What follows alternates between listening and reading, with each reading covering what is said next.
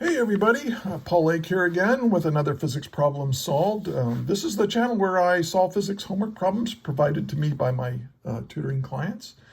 See the video description for a way to get in contact with me if you would like a private physics tutor. My rates are reasonable and I'm really good at this.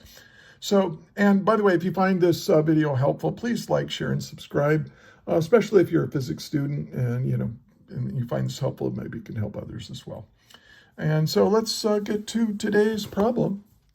We have a sphere of mass m. Let me put that here. And it's attached to the end of a rigid stick of negligible mass. The other end of the stick is fixed in place so that the sphere can move in a circular path of radius r. The sphere is released from rest with the stick at an angle of 60 degrees from the vertical as shown right here. Derive an expression. Now this is cool. Derive an expression for the speed of the sphere when it is at the bottommost point of the circular path. Okay, and here are the concepts you should be familiar with before you attempt this problem. That's what we're going to use to solve it. But what's cool about this problem is they want you to derive an expression. Now, a lot of students, especially high school students who are doing physics for the first time, are really uncomfortable with this whole idea of deriving an expression. You want numbers. You want to be able to use a calculator. You're more comfortable like with a numerical answer with a box around it. But don't be afraid of these or intimidated by these derive an expression problems. They're actually, if anything, a little bit easier. You never have to use your calculator. There's no chance of making a calculator mistake. And it's actually pretty good, especially if you're going to go into computer science and programming. They use these expressions in program stuff. So let's get started on it. So let me go ahead and I'm just going to redraw the problem. I'm going to use given. So I'm going to draw this, and so this is the sphere is at 60 degrees right here, and it's going to swing down here, and we want to know what is its velocity right here. And this has mass of m, this has radius of r. Now the 60 degrees is kind of weird. It's kind of weird because we said that we're not going to use numbers much, but we are going to, I'm going to solve it in terms of theta. And then when we're done with that, we'll stick in the 60 degrees and get an answer. So first thing to realize is that as this thing swings down, we've got gravitational potential energy turning into kinetic energy as gravity does positive work, bringing it down here. Now, gravity is the only force doing work on this sphere, which means that mechanical energy is conserved. And and I forgot to do this. Let's we want to find the velocity at the very bottom. So let's solve it. So as I was saying, you might think, well, what about this force? Isn't there some kind of like a force on this rigid stick?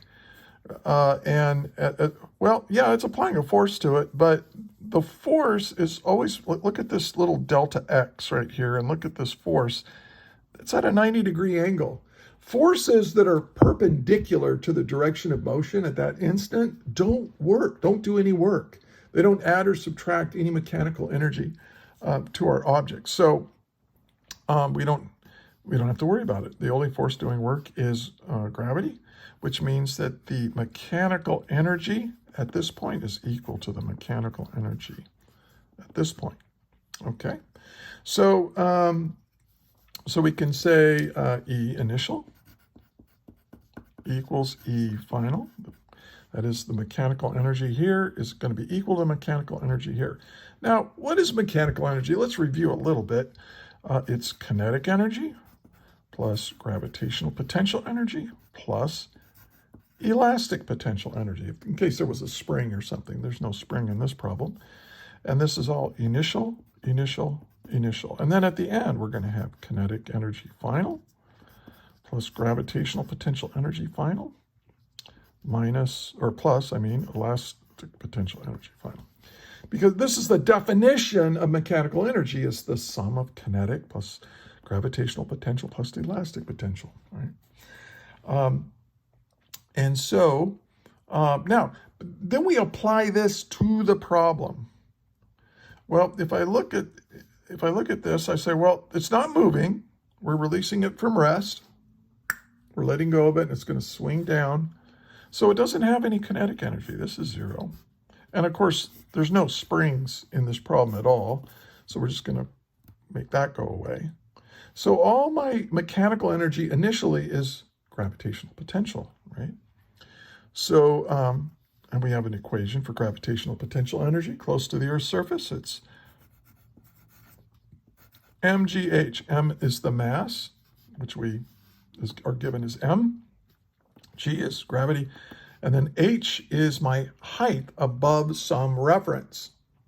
Now, when you decide, here's the thing, you decide where to measure the height from. You get to decide that. So pick a place where it makes the problem easier to solve. If you have a problem like this, it makes sense to measure the height from the bottom, from where it is at the very bottom, right here. So we're going to say that, and the way I mark that, I usually draw like a little flat line this, and I say U equals 0. The gravitational potential energy at this line is 0. So here's my H right here. I'm going to need to solve for that H. And then this is going to be equal to K final. Well, K final, that's going to be 1/2 mv squared. And this is the V I'm looking for, the velocity at the very bottom. Now, what about the gravitational potential energy final? This is why I picked this line to be the gravitational potential, or where gravitational potential energy is 0, because I'm choosing to make my height 0 at this point, because it goes away. It's just 0. So I end up saying that my initial mechanical energy is all gravitational potential, and my final mechanical energy is all kinetic. And that's kind of cool. The mass goes away. So we don't need the mass. And so we come up with an expression here that V is equal to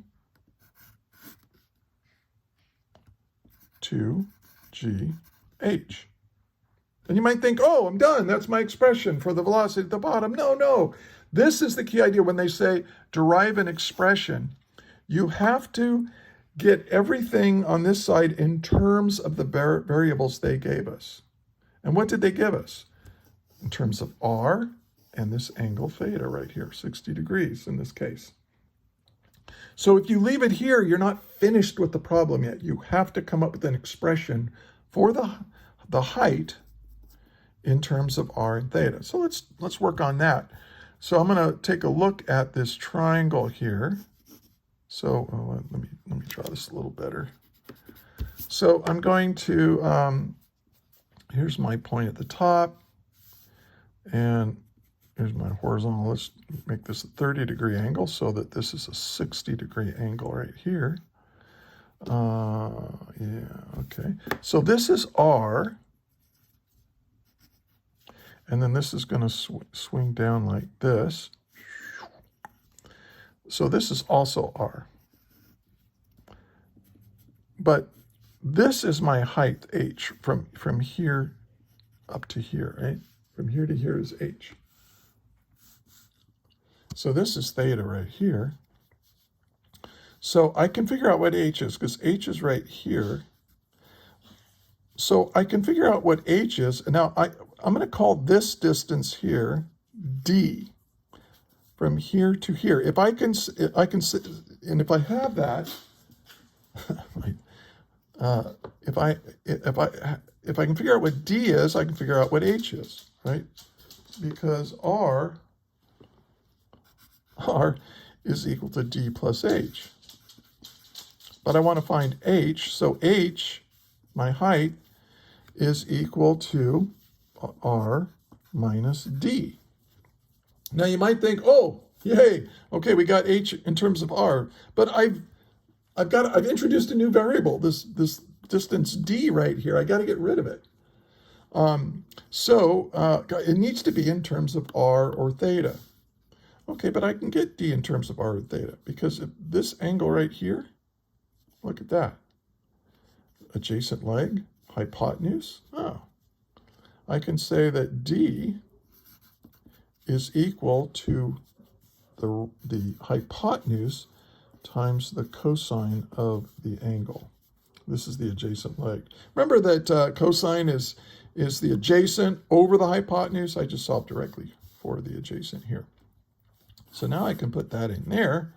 So I can say, hey, h is equal to r minus d, which is r cosine theta. Well, we can write it like this. 1 minus cosine theta. That's fine. Okay. And now I can plug it in here. Woohoo! And so, oh, I'm sorry. I'll just leave it like this. So now I can take this expression. It's not a value, it's an expression of this height in terms of what they gave me, r and theta. So now I can plug it in there. And so here we go. This is 2 times g. And then h is now r times 1 minus cosine theta.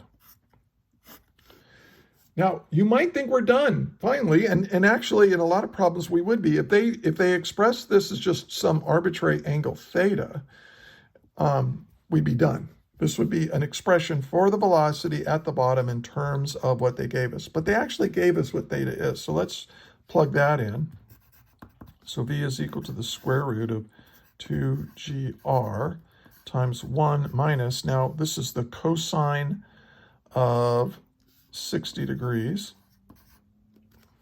And I don't know why I'm having trouble. Cosine of 60 degrees. Okay. Well, you know what the cosine of 60 degrees is. If you don't remember, use your calculator, but it's 1/2. So we have 1 minus 1/2. So this is 1 minus 1/2. 1 minus 1/2 is 1/2. Oh, well, that 1/2 cancels with this 2. And we get v is equal to the square root of, I'm going to reverse the order just because they usually write it like this. It doesn't matter. And there's the expression for v. In terms, and all it is in terms of r, it's not even in terms of the mass. It canceled out earlier on in the problem. So, and I'd never used it, well, maybe cosine 60 degrees. Maybe you needed a calculator for that. But if you do, it's pretty good to memorize those 30, 60, 90, 45 degree angles for sine, cosine, and tangent, just because you use them so much. All right, well, that's it. Again, when you do problems where they say derive an expression, really pay attention to what? One thing you can do is say v in terms of, what did they give me? They gave me m, they gave me r, and they gave me 60 degrees. So you want to express v in terms of these variables. So if you come up with something like h, oh, you got to get h in terms of these guys.